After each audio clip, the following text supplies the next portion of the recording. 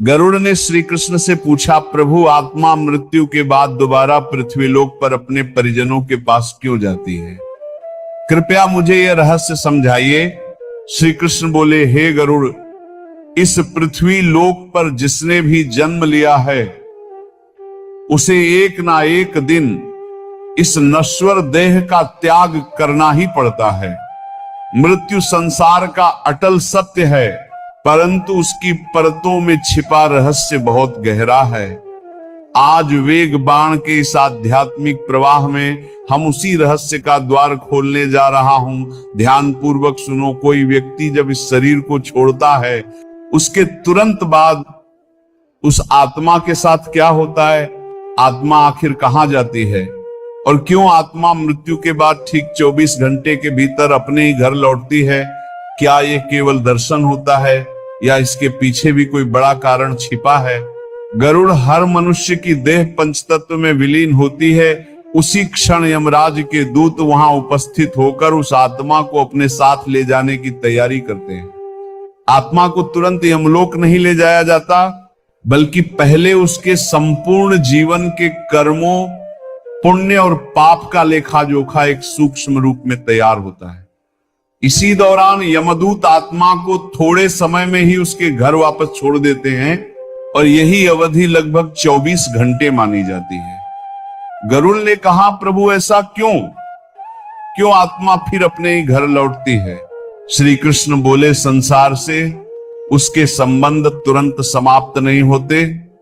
आत्मा को अपने प्रियजनों से, अपनी इच्छाओं से, अपने अधूरे कर्मों से एक अदृश्य सूत्र बांधे रहता है। इसलिए जब वो वापस घर आती है तो वह अपने परिजनों के बीच ऐसे ही घूमती है जैसे जीवित अवस्था में रहती थी।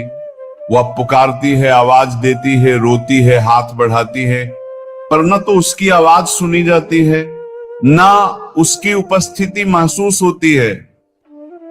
उसका दुख ये होता है कि वह अपने ही शरीर में वापस उतरना चाहती है, लेकिन यमदूतों के पास ने उसे बंधन में न रखा है। इसीलिए चाहे जितना प्रयास करे वह पुराने शरीर में प्रवेश नहीं कर सकती। जब घर वाले उस व्यक्ति के लिए विलाप करते हैं, रोते हैं, दुख मनाते हैं, इन सब भावनाओं को आत्मा पूरी तरह देखती और महसूस करती है, ना अपनी उपस्थिति का प्रमाण दे सकती है। अब गरुड़ ने कहा, प्रभु, क्या आत्मा केवल अपने घर के दर्शन करके लौट जाती है? नहीं प्रिय गरुड़, यह अवधि विशेष रूप से इसलिए होती है ताकि मृत्यु के बाद जो 10 दिनों तक पिंडदान किया जाता है, उसी के द्वारा आत्मा का सूक्ष्म शरीर धीरे धीरे निर्मित हो सके। पहले 10 दिन किए गए प्रत्येक पिंडदान से आत्मा के शरीर के अलग अलग भागों का निर्माण माना गया है। कहीं उसके इंद्रियों की क्षमता, कहीं उसकी सूक्ष्म ऊर्जा, कहीं उसके यात्रा योग्य शरीर का आकार। फिर 11वें और 12वें दिन का पिंडदान उसके सूक्ष्म शरीर को स्थिरता प्रदान करता है, जिससे उसमें शक्ति, मांस, त्वचा और यात्रा के लिए आवश्यक ऊर्जा आती है। 13वें दिन का पिंडदान सबसे महत्वपूर्ण माना गया है, क्योंकि इसी दिन आत्मा को वह सामर्थ्य मिलती है जिसके सहारे वह यमलोक की ओर अपनी वास्तविक यात्रा शुरू कर सके। यही कारण है कि हिंदू परंपरा में 13वीं का विधान अत्यंत विशेष माना गया है, क्योंकि इसी दिन आत्मा के सभी बंधन ढीले होते हैं और वह अपने आगे के मार्ग की ओर बढ़ने लगती है। गरुड़ ने कहा, प्रभु, कृपया बताइए, क्या 13वीं के बाद आत्मा सीधे स्वर्ग या नर्क पहुंच जाती है? श्री कृष्ण ने कहा, नहीं गरुड़, मृत्यु के बाद आत्मा को यमलोक तक पहुंचने में लगभग 1 वर्ष का समय लग सकता है। ये यात्रा अत्यंत कठिन, सूक्ष्म और तपपूर्ण बताई गई है। इस 1 वर्ष में उसे लगभग 16 या उससे अधिक प्रकार के सूक्ष्म मार्गों से गुजरना पड़ता है, जिन्हें प्रेत यातना मार्ग कहा गया है। हर मार्ग आत्मा को उसके कर्मों के अनुरूप सुख या दुख प्रदान करता है। यदि व्यक्ति पुण्यात्मा था तो मार्ग सुगम, मधुर और शांतिपूर्ण होता है। यदि उसने जीवन में पाप अधिक किए थे तो ये मार्ग उसके लिए अग्नि, प्यास, कष्ट, घुटन, कांटों और रेत जैसे यातना मार्ग बन जाता है। इस यात्रा में आत्मा के पास न वाहन होता है, न अन्न, न जल। वह पूरी तरह अपने परिजनों द्वारा दिए गए मासिक पिंडदान, श्राद्ध और तर्पण से मिलने वाली ऊर्जाओं पर निर्भर रहती है। यदि उसके परिजन यह कर्तव्य निभाते रहते हैं तो आत्मा को भोजन, शक्ति और गति मिलती है, जिससे वह अपनी यात्रा पूरी कर पाती है।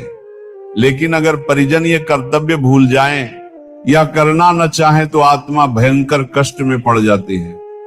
बिना श्राद्ध की आत्मा तेज तपते रेगिस्तानों, कंटीली झाड़ियों और अग्निमय रास्तों से होकर रेंगती हुई यमलोक पहुंचती है। भूखी, प्यासी और थकी हुई अवस्था में जब आत्मा अंततः यमलोक पहुंचती है तब यमराज उसके कर्मों का ग्रंथ खोलते हैं। जिन आत्माओं ने सत्य, धर्म, दान, अहिंसा और करुणा पर आधारित जीवन जिया होता है, यमदूत उन्हें सम्मानित भाव से प्रस्तुत करते हैं और उन्हें स्वर्ग लोक भेज दिया जाता है, जहां उन्हें अपने पुण्यों का प्रतिफल मिलता है। वहीं अगर आत्मा ने पापों का जीवन जिया हो, छल, कपट, अहंकार, व्यसन, हिंसा, अन्याय को अपने जीवन का आधार बनाया हो, तो उस आत्मा को नरक की अनेक कोटियों में भेजा जाता है। वहां उसे घोर यातनाओं के माध्यम से अपने कर्मों का परिणाम भोगना पड़ता है। कहीं जलते तेल में डुबोया जाता है, कहीं अग्नि सागर में फेंका जाता है, कहीं पत्थरों पर घसीटा जाता है, कहीं अंधकार में गुफाओं में बंद रखा जाता है।